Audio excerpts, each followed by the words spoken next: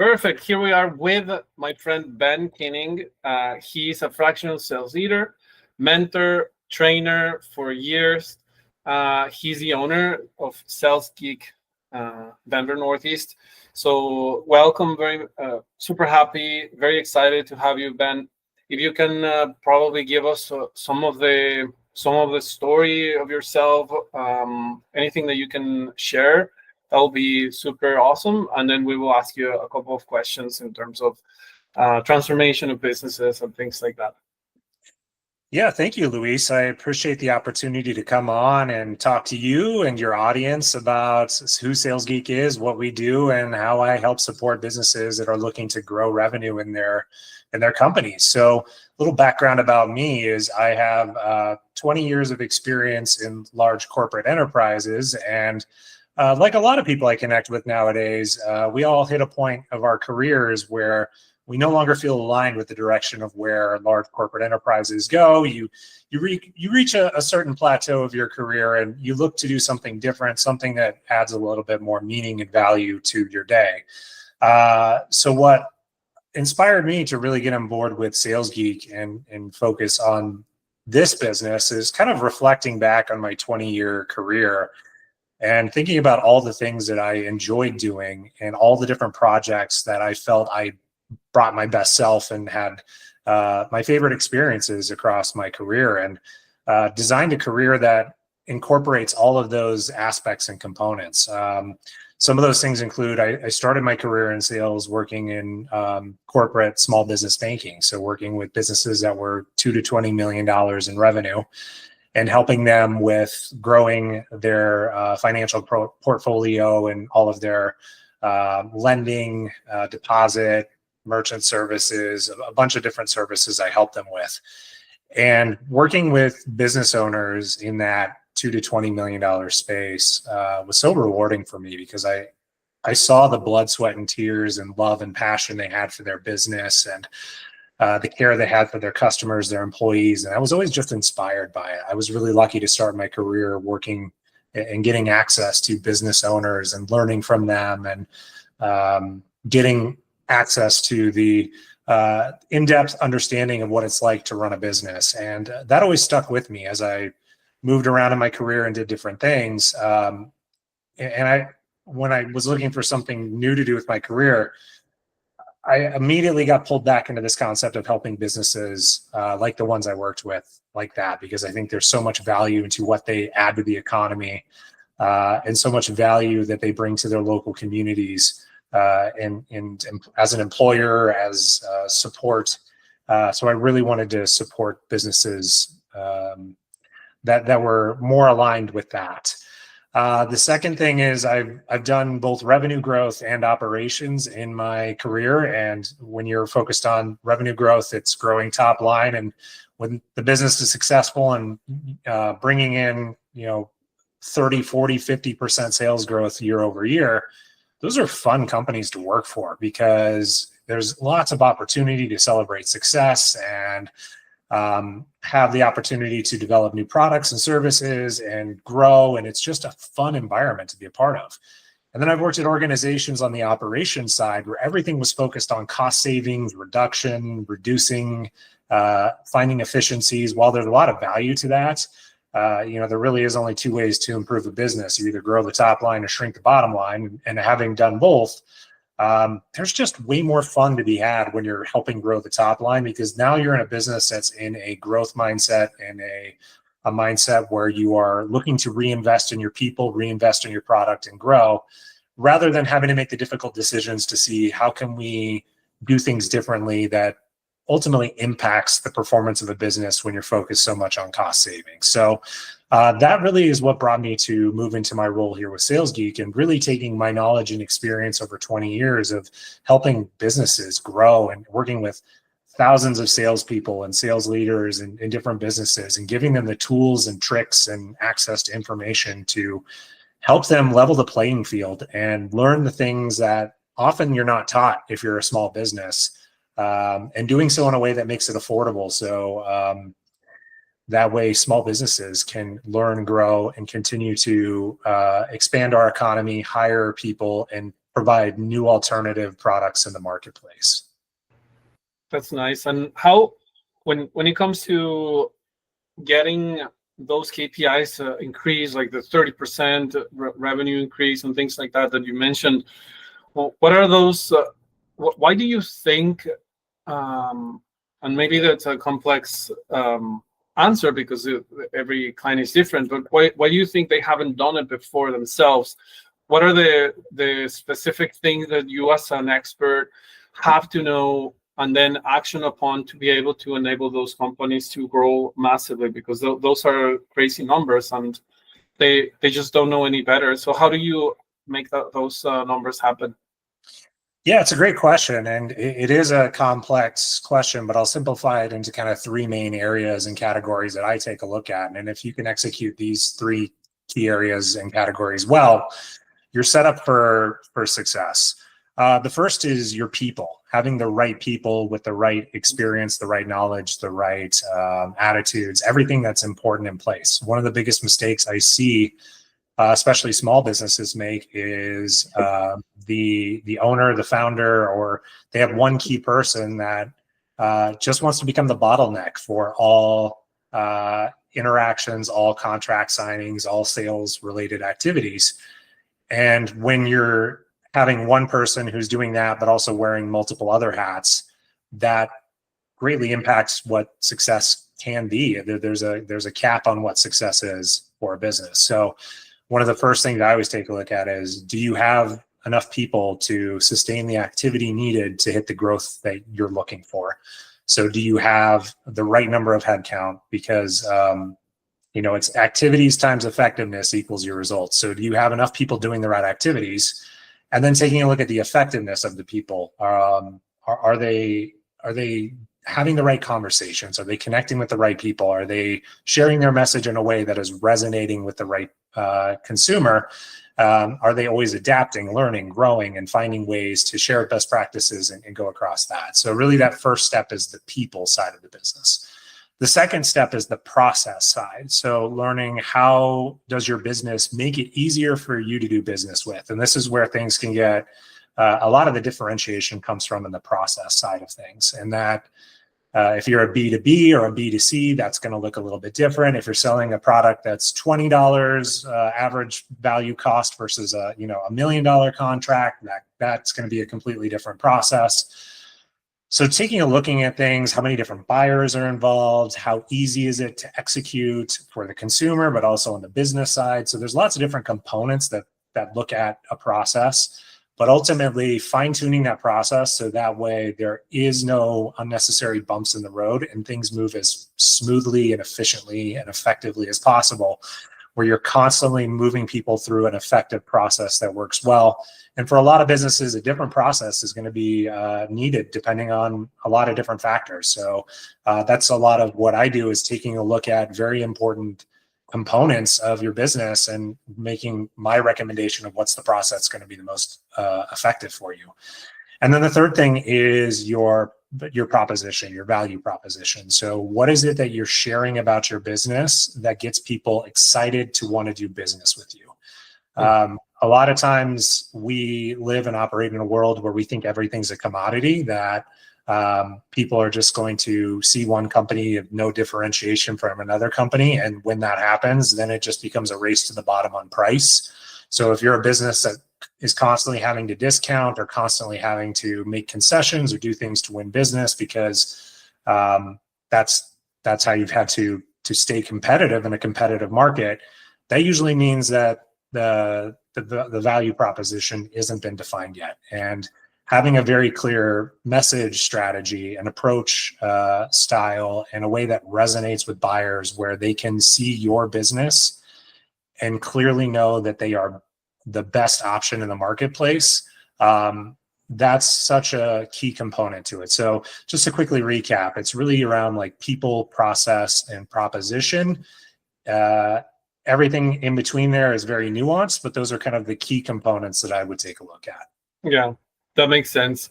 How do you go about for someone to be helped, they need to allow themselves to be helped. So I imagine that you have encountered on your 35 years old, that those alphas, like 60 years old, like they know everything, right? Like they think they know everything. They have done this way, whatever. How do you crack that that egg of hey, like we need to do it, change everything. We need to do it this way. You need to delegate. You need to hire.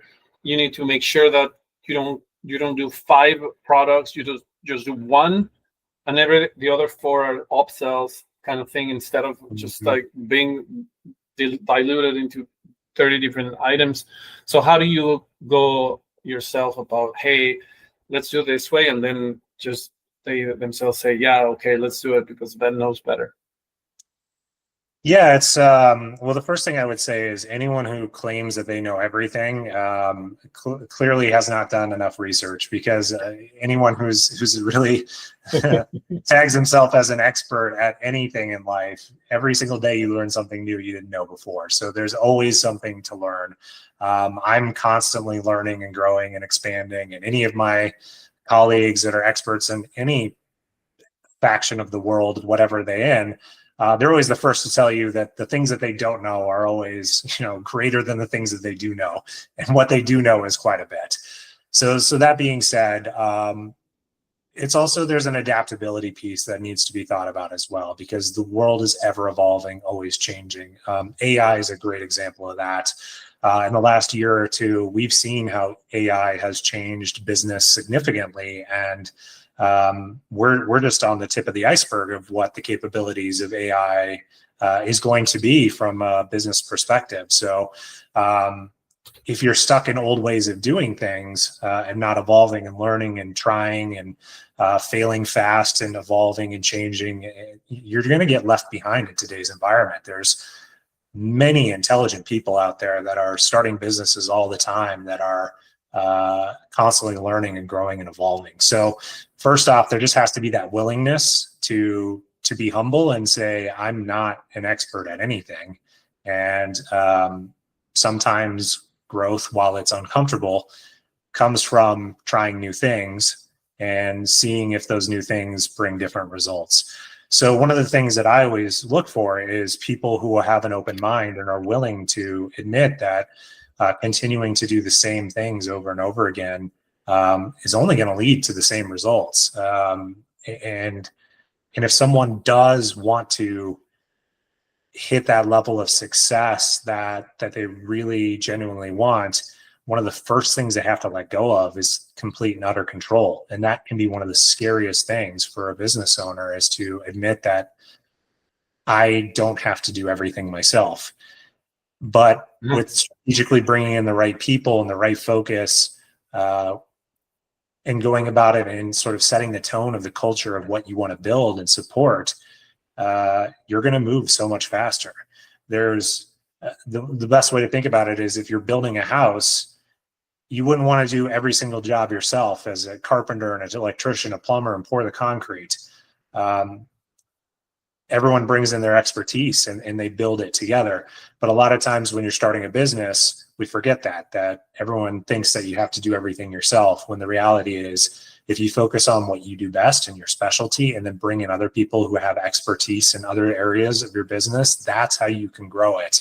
And the great thing is, sales and business development is one of those first things I would recommend that you invest in as a business owner, because they're the people that are going to be bringing you the revenue you need to then go and scale and do other things in your business first. So if you're investing all your money in other parts of your business that do not bring revenue, then you have to find other ways to generate funds, and that sometimes is investors and things like that. So I always recommend that a business looks to find a way to bring in that business development as quickly as possible, because ultimately they are low cost, and the ROI that they bring, with done effectively, is significantly higher than what you're going to spend on them. Mm-hmm. That's a great advice. I just, as you were saying it, I was creating a task and putting it, because I need to hire someone in sales in Latin America. So I just added my task. Thank you for that, Ben. In terms of you mentioned AI and everything shifting. What's your prediction for the future in the industry? What have you've seen? What do you think is going to happen, kind of thing, in the next few months or future? Yeah. So there's a couple of really good things I'm seeing coming from AI that's really helping with sales. One of the more challenging aspects of sales is top of funnel awareness and deriving direction. So, in previous 10, 15, 20 years ago, that was primarily done through outbound reach of either email or cold calling. And moderate to low success is just what to be expected in any top of funnel activity. It is a lot of timing is everything, catching people at the right moment, numbers game type activity. So if you have headcount that are constantly doing that top level prospecting, it's a lot of effort for low reward. So there's been a lot of organizations that have found success in using automation and using AI to improve outreach for those top of funnel activities. So sometimes it's messaging campaigns, targeted messaging approaches. There's lots of ways where you can expand and have more outreach happening than you can normally have based on limited headcount through the use of AI. The other area where I've seen AI really take a big leap, and I think this is where the future of sales is going to evolve because of AI, is previous sales methodologies that were always taught is that first conversation is really kind of a discovery call where you're getting to know the business, asking questions, finding out about pain points, learning where their priorities are, budget, etc. So it's a lot of just questioning for the first 30 to 60 minutes and getting a good download of information, which then you would take to future conversations. Well, as things are getting busier and things have changed in a business standpoint, so many people are wearing so many hats and doing so much work, they just don't have the time or energy to sit with a salesperson for 30 to 60 minutes and answer a bunch of questions and provide insight, especially if someone is going to do an approach where they're meeting across multiple vendors to make that. Sometimes is 5 to 6 hours of sitting there answering the same questions for sales reps. And for a busy business owner or any type of executive or a leader, they just don't have the time to do that. So a lot of what I've seen is it's just getting a lot harder to get those meetings.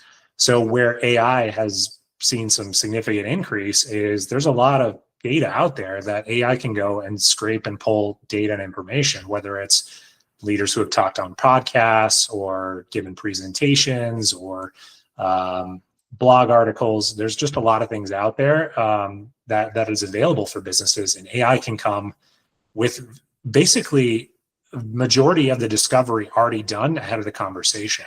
And I've seen success where salespeople are taking these discovery questionnaires and say, hey, based on my research, I found that your company is doing A, B, and C really well, but is really struggling with X, Y, and Z. This is where I can partner with you and help you improve this area. And that's helped them open doors, and it speeds up the sales process because no one has the time to do those friendly meet and greet conversations anymore. We just have too much work on our plate. So by cutting out that step and coming back with more of a targeted approach of saying, hey, I've identified you as someone who could use this, here's why, and let's cut to it, here's what price looks like. As the world is moving faster, this is making sales move faster, and it's getting a lot of foot through the door and helping people in that way. Yeah, I think it is key what you said, speed to lead, 100%. Like, people are more impatient, let's say. They don't want, they want to have everything like this. Like, they have the span of the attention of a goldfish, with all respect. So, another thing that happens is sometimes when we convert in an ad, for instance, AI is so smart that I'm going to start getting the similar competitors, and I'm going to convert with them, and then I'm going to convert with them. What happens is the person that engages the first, the person that books the first, the person that is getting the first call is the one that is most likely statistically to get the deal with them because it's just what it is. If I take 20 minutes to have an engagement versus 5 seconds, like the statistic will give me the advantage at least. Or if I spend 2 days, but I'm too late already to engage, so 100%. Absolutely. I mean, the other thing even is just top of funnel awareness. This more falls on marketing more than sales, but marketing and sales are, brother, sister organizations in my mind who need to work very closely together and, very similar KPIs and targets and performance. If they're working with separate metrics and separate performance areas of measurement, then things fall apart. But where I'm going with that is SEO, search engine optimization, was kind of the key factor for a lot of marketing efforts. How do you rank on Google pages and drive things that way? Well, that's starting to become less commonly used. Even now, if you do a Google search, you'll get the Gemini recap up top as part of it. And if you're not showing up in that, then businesses are not being found. And while Google has dominated search engine for such a long time, it's starting to shift volume where now ChatGPT or Perplexity or some of these other LLM AI models are now kind of becoming the search engine for finding businesses to do business with. So even that, having a strategy around how does your AI search tools better equip answering questions that people that are just in the discovery and the learning stage and thinking about potentially being a customer of yours, how do you prompt the AI to have the right information to then feed people to come have that conversation with your organization compared to others? 100%. And with that, I will thank you very much, Ben, with all the things that we shared. A lot of value, a lot of things. I even took I did a task myself, action item for me. I hope people take action with this and appreciate what you shared today, which I did. Thank you, Ben, and we'll be in touch. I will put in the links, your LinkedIn, if someone wants to ask you questions. Is that a good place to be at? Yeah, LinkedIn is a great place to connect with me. I'm Ben Kinning in LinkedIn. You can also go to Sales Geek USA or Sales Geek Colorado. Those are our websites where you're able to learn a little bit more about our organization and also reach out to connect to me directly. I'm here to be a resource to answer any questions and help support you as you're looking to take your business to the next level. And drive that revenue growth that's going to be sustainable and build the business that you're going to be very proud of. Perfect. Thank you very much. With that note, we say goodbye. Thank you, Ben.